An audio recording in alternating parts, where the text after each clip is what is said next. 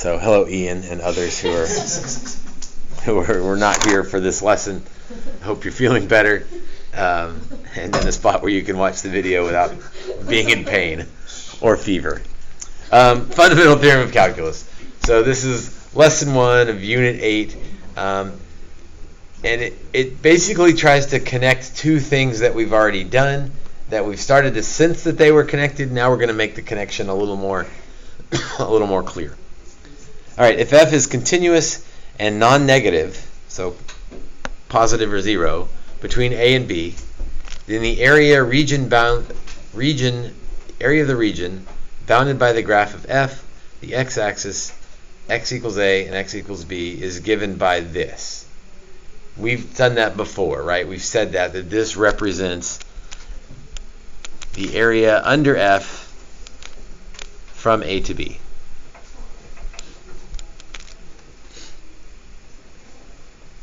Right, we've used that notation before because if we sum up all of the infinitely small rectangles in there,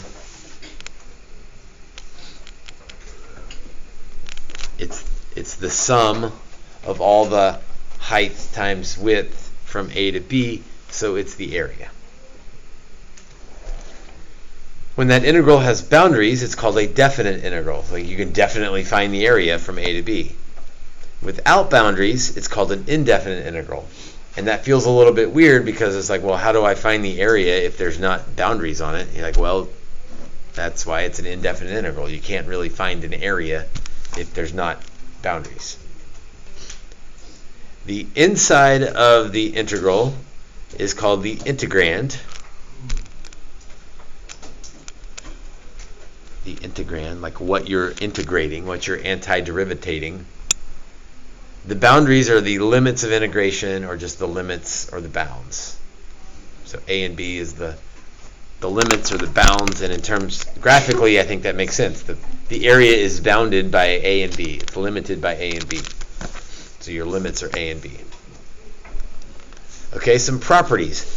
If you understand, before we get to properties, if you understand what this represents, that this represents the area, and what all those pieces represent, then these properties are going to make a lot of sense, and you're not going to have to memorize things. So the antiderivative from a to a, or the area under the curve from a to a, is 0. Right? Because if you're thinking the area from a to b, but you didn't go anywhere, then the area is 0. There is no area. So I think that one makes sense. This next one, it may not make sense like graphically, but numerically, mathematically, it probably makes sense. The integral from a to b is negative integral from b to a.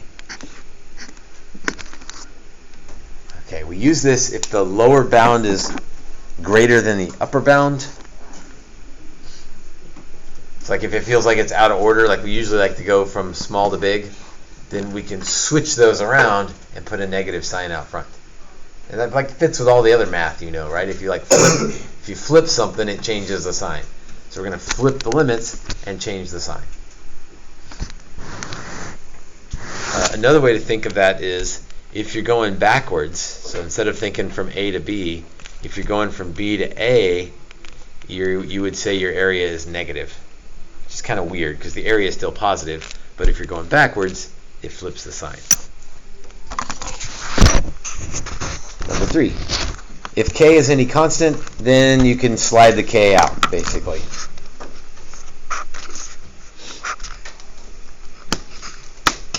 You've kind of used this before. One of the pieces on the test was the integral of 4e to the x. And while you didn't, probably no one wrote it out like this. Mentally what you do is you're like, okay, let me set the 4 aside. The antiderivative of e to the x is e to the x. And so you've used that property maybe without even realizing you used the property. If there's a constant, it kind of just goes along for the ride, and you can move it out front, handle the integral, and then stick it back on in the end. That's what that property means. All right, number 4 looks crazy, like there's a lot of letters going on in here. If a, b, and c are constants, and c is between a and b, let's go back to the picture then. So we got x equals c in between a and b. Then the integral from a to b, meaning the area from a to b, is equal to the integral from a to c plus the integral from c to b. Does that make sense? Because this is the area from a to c plus the area from c to b. It's like, yeah, well, the area from a to c plus the area from c to b is the whole area. That's all that means. But there are times, and so maybe you're thinking, well, why in the world would you do that? Why don't you just go from a to b? There are times when it's helpful to split the integral into pieces, and there are definitely AP questions where they sort of test that, make sure you understand that you can split it up. Number 5, you've used this property maybe without realizing it. You can split the integral into pieces by splitting up the integrand. I don't have a test with me, but several of the test question had multiple pieces in the integrand, and you just antiderivative each of the pieces. This property says that yes, you can do that. So you've used this property already. Number 6, the integral of k dx is k times b minus a. Let's think about what this means. So the area under k, if k is a constant, so there's k, and we want the area under k from a to b. It's like, well, that's just a rectangle, and the area of that rectangle, length times width. So length would be b minus a, and height is k. That's all that that's saying, is that if you take the area of a rectangle, it's length times width.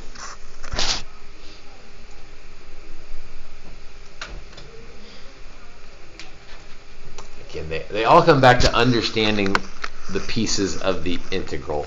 If you understand what that represents, all these properties, you don't have to memorize them. They just make sense based on your understanding of what the integral is. So again, you don't memorize these 6 properties. You don't put these on a note card and memorize them. But when you understand what's going on, hopefully the properties make sense. Trying to see if any of them are more useful than others.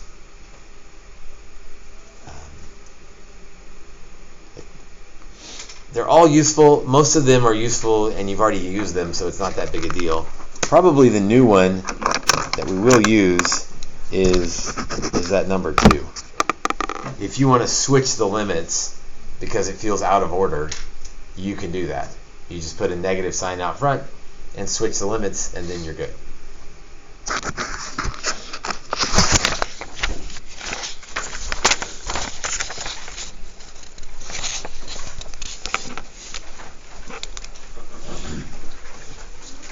Alright, some practice problems. Evaluate the integral by graphing the function between the 2 boundaries and using a geometric area formula. Okay, that's a lot of words, but it's just trying to get you to remember that this means the area under absolute value 2 plus x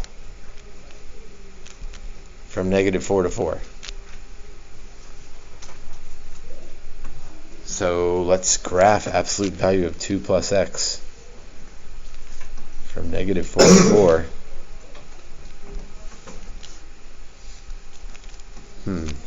I don't know what that looks like. I do know that absolute value is a v, so I'm expecting a v somewhere. Maybe just plug in some points and see what happens. If I plug in negative 4, I get negative 2, but absolute value of that would be positive 2. If I plug in, I don't want to plug in all the points. If I plug in negative 2, that would put me at 0.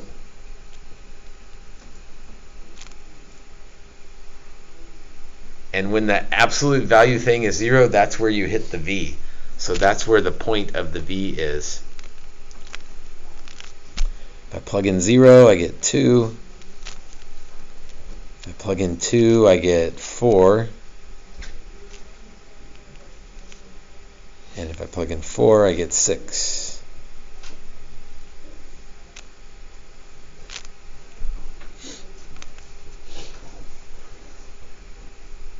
You know what? There was an easier way to graph that, I think. What does the plus 2 do to the graph of the absolute value, or the graph of anything? Which way does a plus 2 shift the graph? Left 2. Hey, look what we figured out. It shifted to the left 2. So maybe if I'd been paying better attention, I would have just taken my standard graph and shifted it to the left 2. Instead, I plugged in points. Either way, we got there. Okay, but the point wasn't the graph. The point is to get the area under that graph. So, okay, that's just 2 triangles. So I'm going to do the left triangle plus the right triangle. Let's see, a triangle is 1/2 base times height. So 1/2 times the base is 2, the height is 2. So that triangle has an area of 2.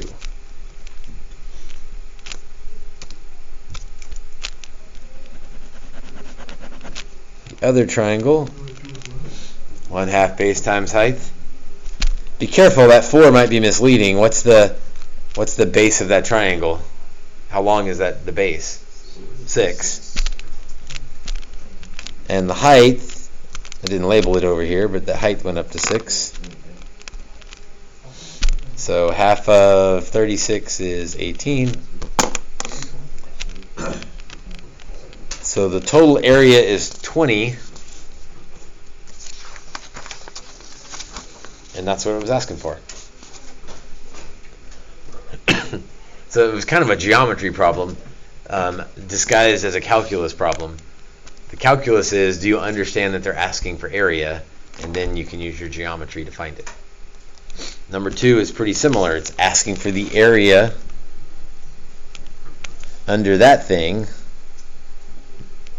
from -5 to 5. Okay, this one looks a little more complicated than absolute value bars. This is a shape you'll need to recognize, though. Like, you don't recognize it yet. Let's square both sides.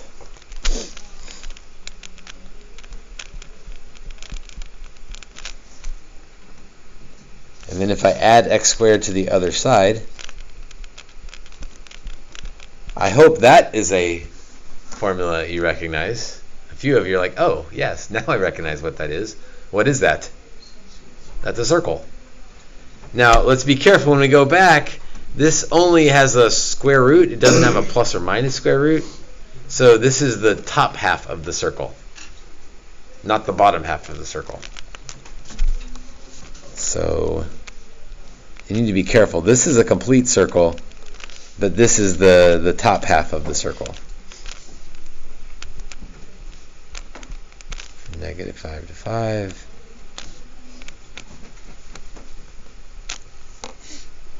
And so it just wants the area of half of a circle.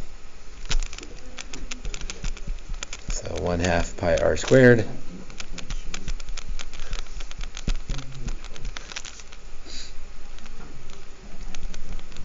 So 25 pi over 2.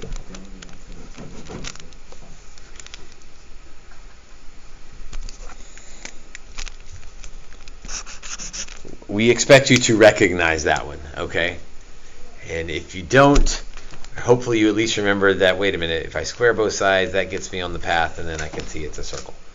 Preferably, you get to the point where you recognize what they're doing. It's like, oh, that's a semicircle with r equals 5.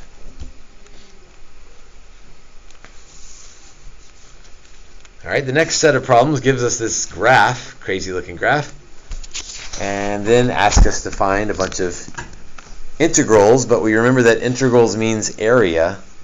So the area from 0 to 3 of f of x, I should be very careful shading this because we're going to use this graph a bunch of times. So if you do shade lightly, because chances are we'll be using that spot again somewhere. Okay, that's a triangle, so 1/2 base times height. 1/2 base is 3, height is 2. So that area is 3. That area is 3. But that's not the answer to my integral, because it's under the x-axis, and usually our areas are above the x-axis. So any guesses on what we would do to make this answer correct?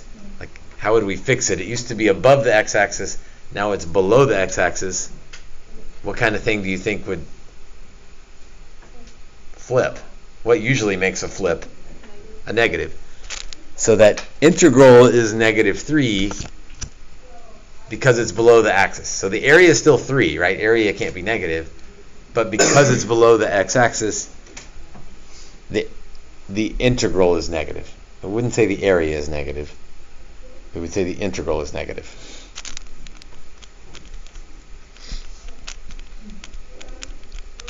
Region is below the x-axis, so integral is negative.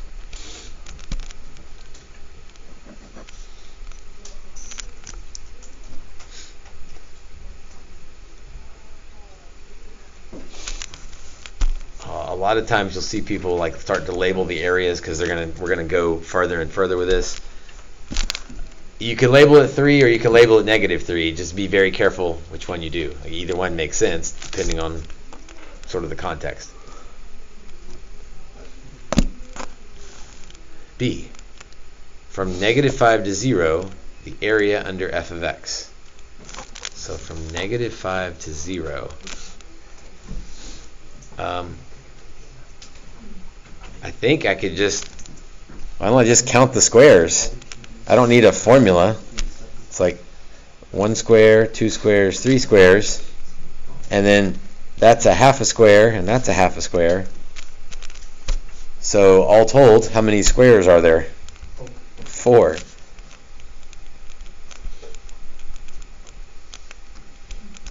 Just count the squares.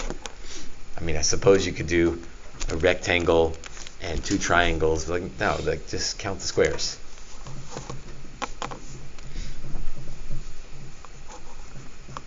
All right, part C, the area from -6 to -4. From -6 to -4. Okay, well that area is 1/2, but what is this integral from -6 to -5? So if I split this up, here's our property that allows us to split it up. You probably wouldn't even write this. You would just do it.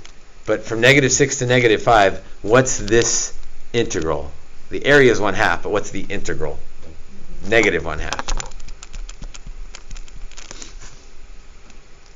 And how about from -5 to -4? What's that integral?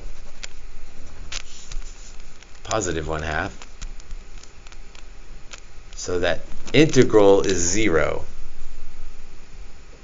Because part of the area was positive and an equal part was negative, so they canceled each other out.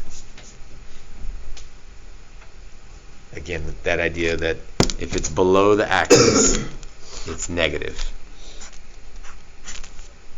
Below the axis is negative.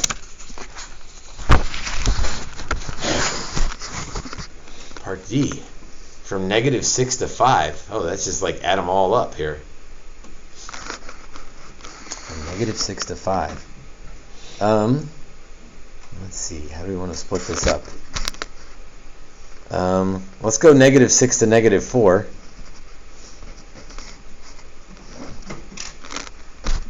Because that would be 0.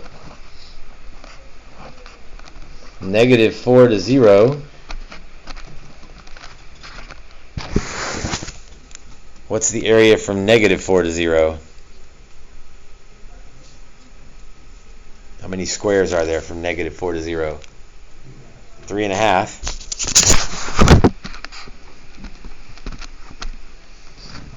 We already did 0 to 3.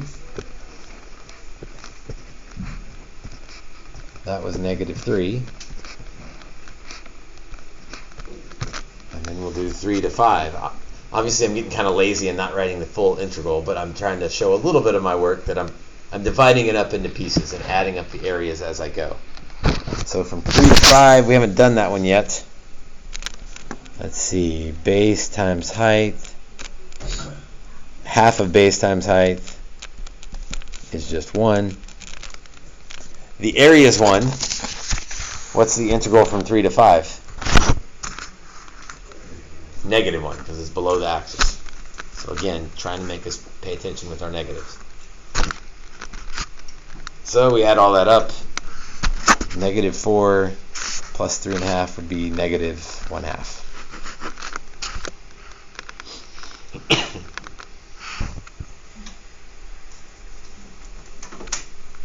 Part E. From 5 to -6. Wait a minute, that feels backwards. I don't want to go that way. So what could I do to flip the limits of integration?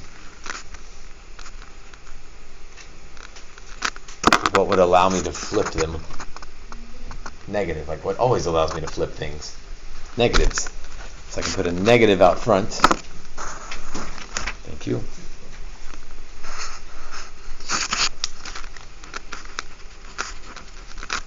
And flip them.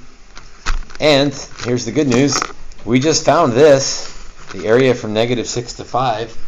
That was part D. So I don't really need to do that again. I can just look in part D. Say that answer is -0.5.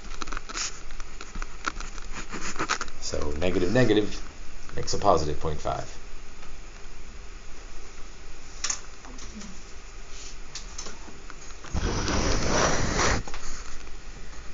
Part F. The integral from -6 to 5 of the absolute value of f. Okay, what's absolute value mean? What's it do? Makes it positive. Now be careful. This is not the same thing as sticking an absolute value outside of everything and then just taking my answer and making it positive. This means turn everything in the graph positive. Okay, so I can't just look at D and say, oh, well, the integral is -0.5, so absolute value is going to be 0.5. Because that would be taking the absolute value of the whole thing. Right? It's like this is not equal to the absolute value of the whole thing. That's a different thing. So instead, I do have it broken down by pieces, so I can use my pieces, and it's just that each piece will be positive. So I'm not going to show my work as much. I'm just going to go piece by piece.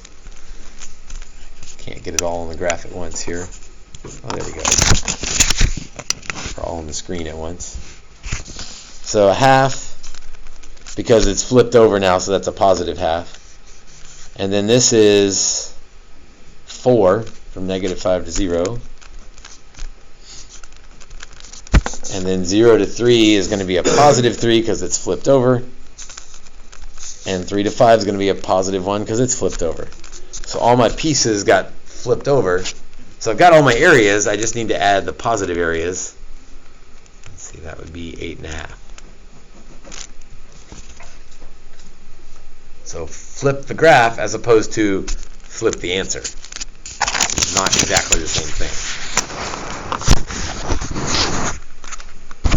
All right, I like G. The area from 4 to 4, 0. Right? Doesn't really matter what's in there, because if you're going from 4 to 4, you haven't gone anywhere. The width of that rectangle is 0. H. From 0 to 5, there's a 4 out there, but we don't care about the 4. It can slide out front. And then we can do the area from 0 to 5. So from 0 to 3 is -3, and from 3 to 5 is -1. So -16.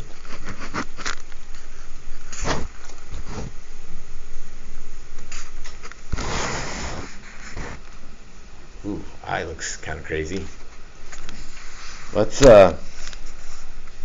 split this up a little bit here. Let's go 0 to 5, take the 3 out front, and put the 2 completely separate.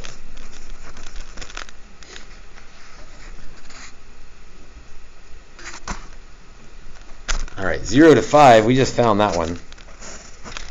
That was -4, so 3 times -4. Got that one. Okay, the integral of 2, remember this really isn't talking about my graph anymore. This is a constant of 2. Think about what this means, constant of 2. And I want the area from 0 to 5.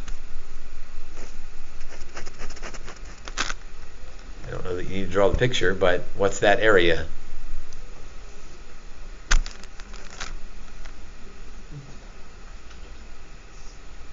It's just a rectangle. 2 times 5 is 10. So this part did not use the graph. We just kind of made our own graph. And maybe we don't even need to use the graph. We just know that a height of 2 from 0 to 5 is area of 10. -12 plus 10, -2.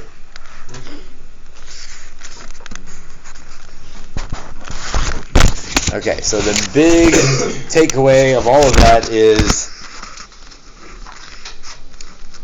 the integral from a to b of f of x is the area under, this is repeating what we've said several times, under f of x from a to b.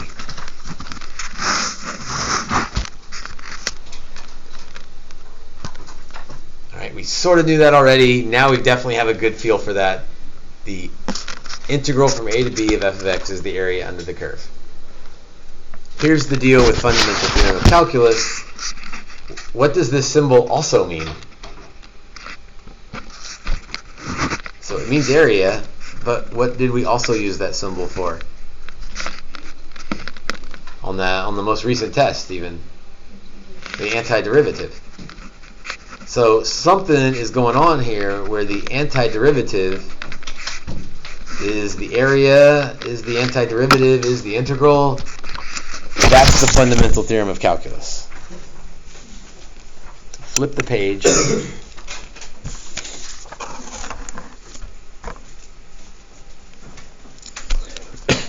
All right, so let's switch our brain to thinking about antiderivatives.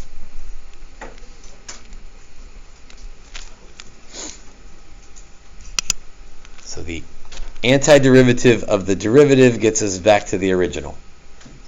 In fact, that was one of the questions on the test. Without the limits on it, the antiderivative of the derivative gets us back to the original with the plus c.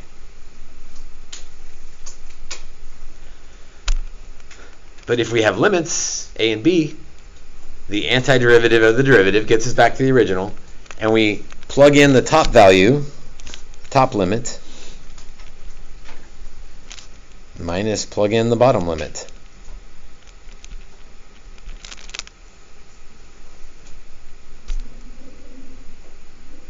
And so the antiderivative with limits tells us the area under the curve. It's like, this is a huge deal when they figured this out. Like, we don't appreciate it yet. Like, we found this area because this was an easy thing to find the area of, right? It's like rectangles and triangles. Got it. But now we can find the area under 2x minus 1 squared. I mean, I guess it's a parabola, but other than that, I don't really know what that looks like. I can find that area using an antiderivative. All right, well, this was pretty similar to one on the test. 4x squared minus 4x plus 1. Algebra first. Okay.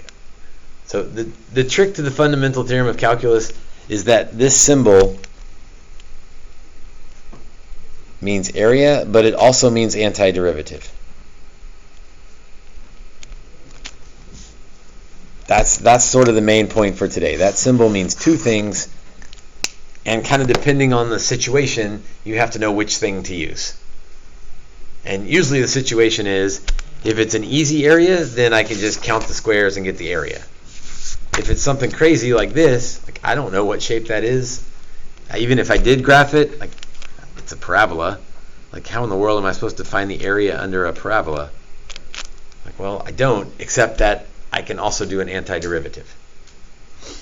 So let's do the antiderivative. Let's see, increase the power by 1, divide by the new power. Increase the power by 1, divide by the new power. Increase the power by 1.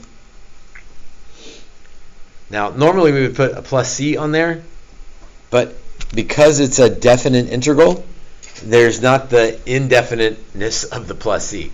Like, I'm going to figure out what this area is. Here's my notation. From 0 to 1, that means I'm going to plug in 1, and then I'm going to subtract, plug in 0.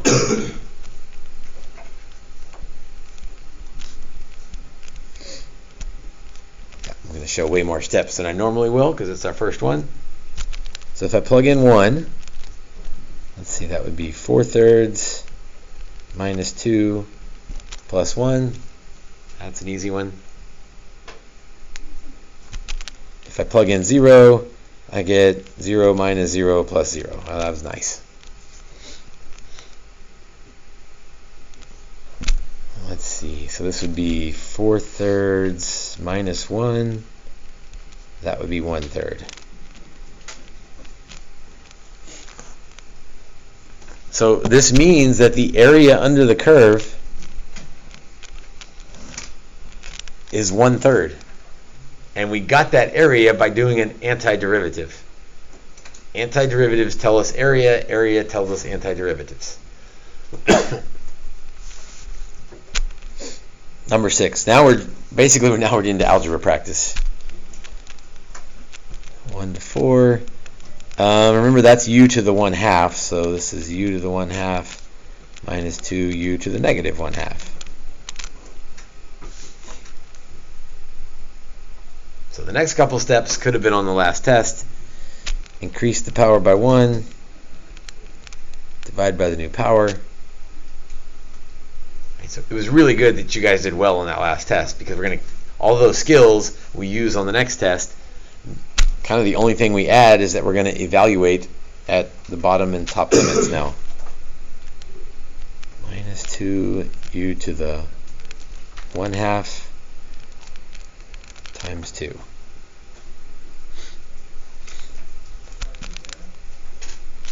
And I will evaluate that from 1 to 4. So I plug in 4, and then plug in 1 and subtract the difference.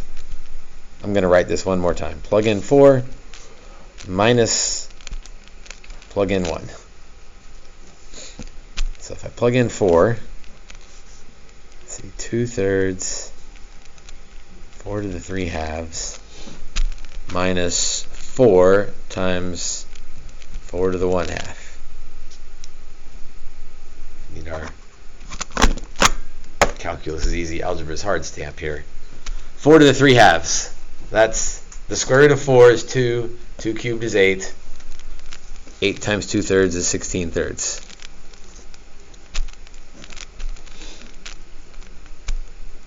Four to the 1/2, that's the square root of 4 is 2. 4 times 2 is 8.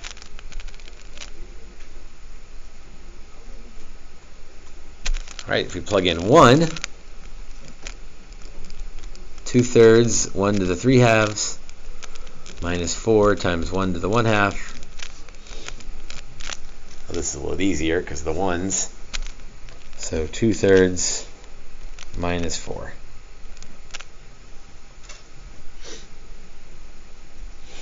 By the way, that's a safe stop. Actually, the step before would have been a safe stop. You've got everything plugged in, so that would be a safe stop. As ugly as it is. But a multiple choice, they're going to keep going. So let's see, 16/3 minus 8 minus 2/3 plus 4, because that minus sign distributes. So I'm going to collect the fraction stuff. 14 thirds. And then negative 8 plus 4 is minus 4. 14 thirds minus, that'd be 12 thirds. Common denominator would be 2 thirds. So there's your multiple choice answer. Your safe stop answer would have been way back here. So another example of, hope your algebra is good, because you're going to need it to get from the safe stop to the multiple choice answer. And again, don't lose sight of what we just learned. I have no idea what this function looks like, but the area under that crazy function from 1 to 4 is 2 thirds. Because the antiderivative tells us the area, and the area tells us the antiderivative. Number 7. From negative pi over 6 to pi over 6 of secant squared.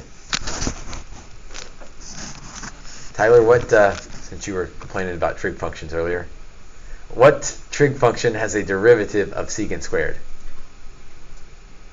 So what's the antiderivative of secant squared? Secant tangent. Let's see, the derivative of secant is secant tangent. I'm thinking about that table that we made. Derivative sines cosine, derivative cosines negative sine. Derivative tangent is secant squared. So the antiderivative of secant squared is tangent of x.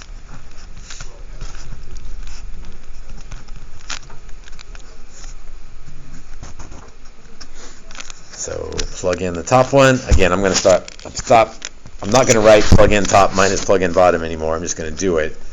Tangent of pi over 6 minus tangent of negative pi over 6.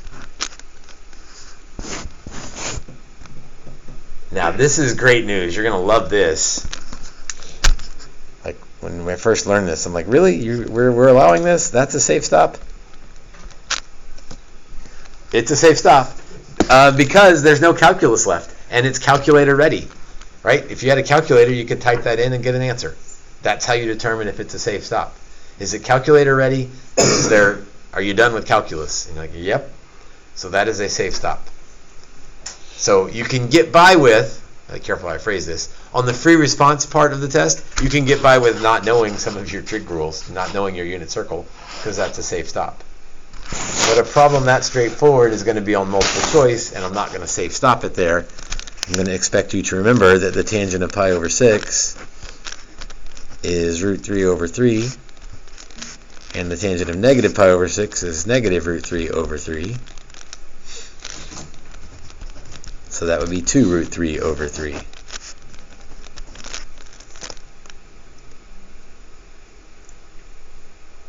So a free response, you can get by with not knowing your unit circle, but we're going to expect you to continue to know your unit circle so that you can reduce these for multiple choice questions.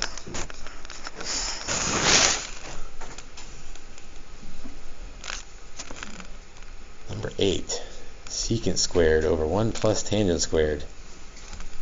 Wait a minute, this was on the test. And 1 plus tangent squared, that looks familiar. I don't remember what it is, but it looks familiar. As in, sine squared plus cosine squared is 1. If I want tangent to show up, I'll divide by cosine squared. So tangent squared plus 1 equals secant squared. Again, there are people who have all three of those memorized. I am not one of those people. I memorize the first one and I figure out the others when I need them. Okay, so tan squared plus 1 is equal to secant squared. I feel like this is about to get a whole lot easier.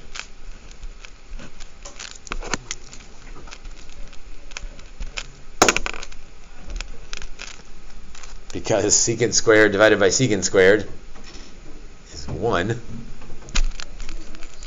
So I don't have any trig anymore at all now. The antiderivative of 1. Now here's where you can think graphically, or you can do an antiderivative. So this is a spot where if your brain is thinking area, then you're thinking, okay, let's see, the height is 1, and I want to go from 0 to pi over 4. So that area should be pi over 4. That's sort of the area brain thinking. If you're still thinking antiderivative, because that's kind of the section we're in. Then the antiderivative 1 would be theta, at least with respect to theta. And then we plug in the top one, minus plug in the bottom one, and we get pi over 4, which is what we knew we would get because that's the area. Okay, I did that one two different ways at the end, right? I did it the area way and I did it the antiderivative way, but you get the same thing because the integral means the area and the integral means the antiderivative. It means both things. And usually there's a better way to go, but sometimes either way is about the same.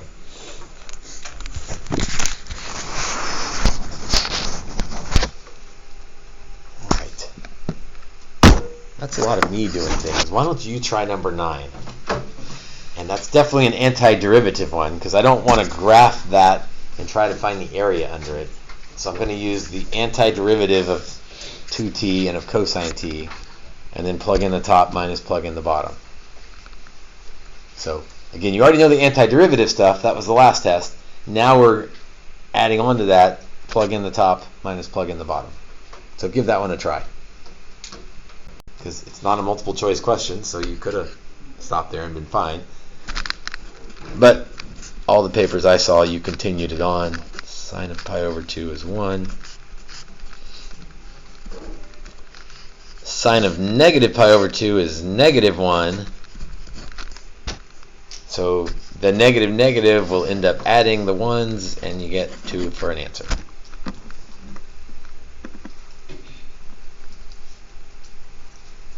There's one more to go, but I want to emphasize, in my mind, there's sort of two new things today. The concept new thing is what we just found was the area under this curve. I don't know what that curve looks like. I mean, the 2t is a line and the cosine is a wiggle, so this probably does something like that, which there's no way to geometrically find the area under that curve. But area is the same as antiderivative. So whatever we just did, we found that area to be 2. So the concept part of today is the antiderivative, when you evaluated limits, tells you the area.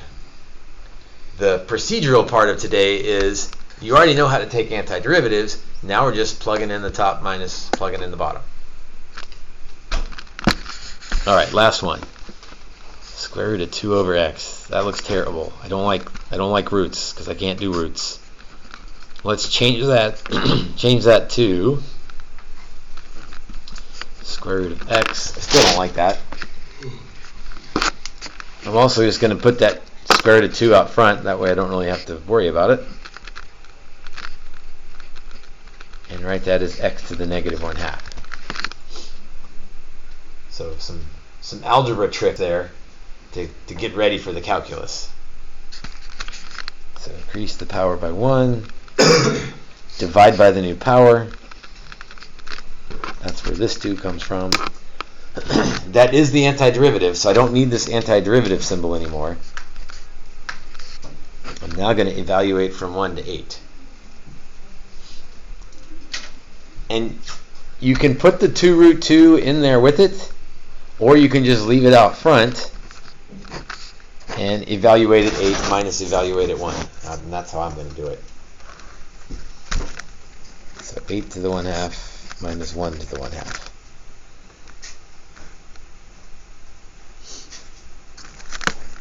Okay, that's a safe stop. So hey, congrats. If it's a free response question, we're done.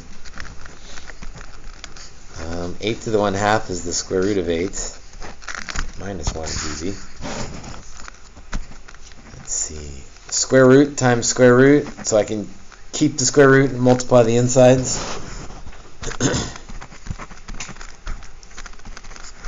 But the square root of 16 is 4. 2 times 4 is 8. So 8 minus 2 root 2. That would be your multiple choice answer. Way back here would be your safe stop answer. I have to keep this stamp handy for this next test, right? This 2 that's underlined in red, that one. When I increase this power by 1, and then I divide it by 1/2. yeah, it was also crazy because there was lots of 2's floating around, and got to keep up with, which 2 is what. Square root of 2, that just kind of went along for the ride. That 1/2 resulted in this 2. So keeping track of the 2's.